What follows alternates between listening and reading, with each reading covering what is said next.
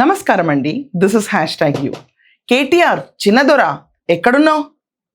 ఎక్కడ కనపట్లేదేంటి దొర? నిన్న బాల్కా సుమన్ని కలిసి వచ్చాక ఈ రోజు నువ్వు తెలంగాణలో చాలా మందికి కావాలి దొర. రైజింగ్ మొత్తం తెలంగాణని తెచ్చింది మేమే, ఇచ్చింది మేమే, పెట్టుబడుల పరంపర తెలంగాణకు వచ్చేస్తుంది. ఇంకేంటి మేమెంత, అసలు మమ్మల్ని మించిన లేరు. రేవంత్ రెడ్డి ఏముంది, మేం చేసిన దానికి ఈరోజు డబ్బా కొట్టుకుంటా ఈ ప్రభుత్వం నడుస్తుంది, ₹1 పెట్టుబడి తీసుకురాలేదు అని చెప్పి మాట్లాడావు కదా కేటీఆర్. ఈరోజు ఏమైంది? మీకు ఒక ట్వీట్ వస్తుంది, ఆ ట్వీట్ని మీరు ఒక్కసారి చూడండి. Historic day for Telangana. Rajesh Exports, a Fortune 500 company to set up India's first display fab to manufacture the most advanced AMOLED displays with an investment of 24,000 crores, making it the largest investment in high-tech manufacturing sector in India.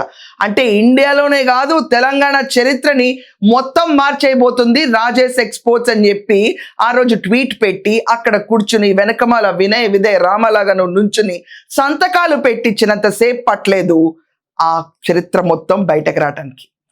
In an interim order issued on June 3, market regulator SEBI barred Rajesh Exports and its promoter chairman Rajesh Mehta from accessing the securities market. Under investigation by SEBI over an alleged rupees 15.15 lakh crore revenue gap in a period of 5 years. మొత్తం చూసుకుంటే 2-3 ఏళ్లలో అది పెద్ద fraud company అని కూడా బయటపడిపోయింది. కనీసం due diligence ఉండదు, company background ఏంటో తెలుసుకోలేవు. తెలంగాణకి మాత్రం నువ్వు తీసుకొచ్చేసి పెట్టుబడుల పరంపర తీసుకొస్తున్నాను అని చెప్పి డబ్బా కొట్టుకున్న చిన్నదొర. మొత్తం తెలంగాణను దోసుకున్నారు, వేల కోట్ల రూపాయలు సంపాదించుకున్నారు. ఇది వరకు ఇలాగే యూకే బేస్డ్ కంపెనీ కూడా ఒక భాగవతం బయట ఉంది.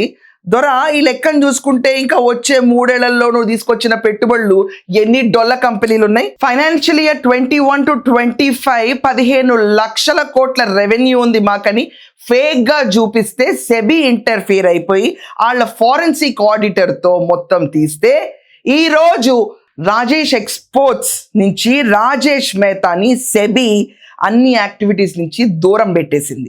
మనం చూసుకుంటే ఎక్కడి నుంచి వచ్చినాయి 15 లక్షల కోట్లు అంటే మొత్తం ఫేక్.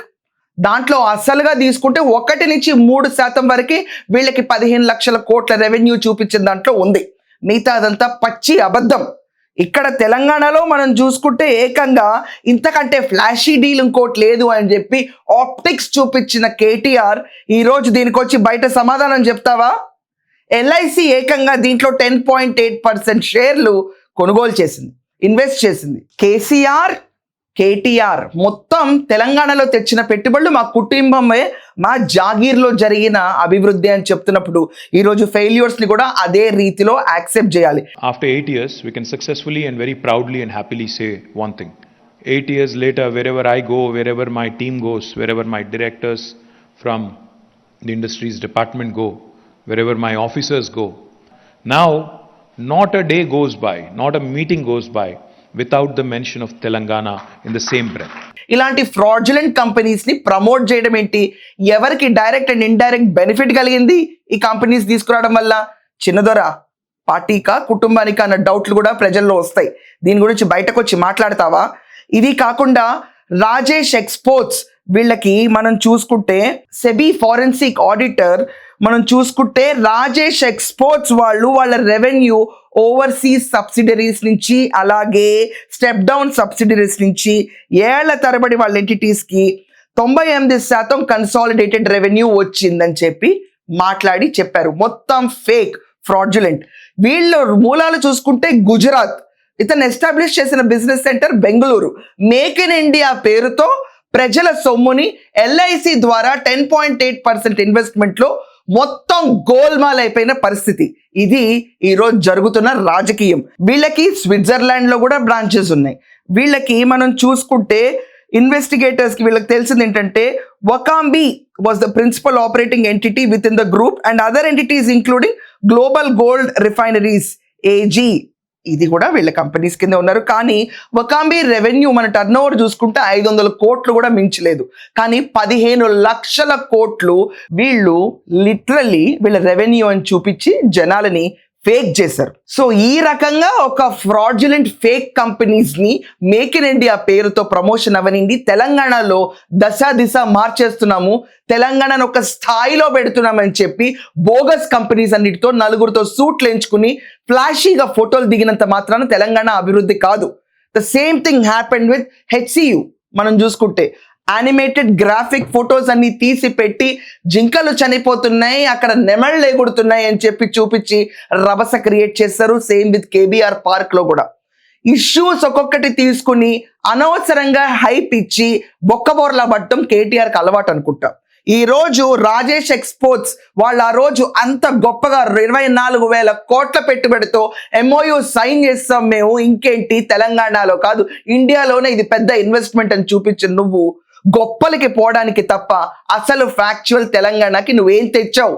అసలు ఇలాంటి ఫ్రాడ్యులెంట్ కంపెనీస్ ని తీసుకొచ్చి ఇక్కడ MOU సైన్ చేసి తెలంగాణని ఏం చేద్దాం అనుకున్నావు? ఇది KTR బయటకు వచ్చి సమాధానం చెప్పాలి. ఒకటా రెండా ఇలా తవ్వుకుంటూ పోతే ఎన్ని? మొత్తం టీ హబ్ నాదే, తెలంగాణ నాదే, ఆలోచన నాదే, కంపెనీలు నావే, దిశ మార్చింది నేనే అని ఈ రోజు ప్రగల్భాలు పడికే KTR బయటకు వచ్చి సమాధానం చెప్పగలుగుతావా నీకు? సో ఇలాంటి కంపెనీలు ఎన్నో బయటపడుతున్నాయి. ఈరోజు ఇంతకాలం కళ్ళు మూసు కూర్చుకున్న సెబీ ఇంతకాలం పట్టించుకోకుండా కనీసం ఫారెన్సిక్ ఆడిటర్ వెళ్ళి వాళ్ళ రిపోర్ట్స్ అడిగినా, వెండర్ రిపోర్ట్స్ అడిగినా ఏవి కూడా సబ్మిట్ చేయరు వాళ్ళు. ఒక్క విషయంలో కూడా కోఆపరేషన్ అనేది సున్నా. అలాంటి కంపెనీస్ని తీసుకొచ్చి తెలంగాణలో కూడా MOU సైన్ చేసి దిశ మార్చానని చెప్పాడు మన చిన్నదొర. సో చిన్నదొర బయటకు వచ్చి సమాధానం చెప్పాలా, లేకపోతే ఎప్పట్లానే మౌనం పాటిస్తూ అవాయిడ్ చేస్తూ తిరగాల? మీ ఒపీనియన్ ఏంటో కమెంట్స్లో ఖచ్చితంగా రాయండి. That's all for now. Thank you.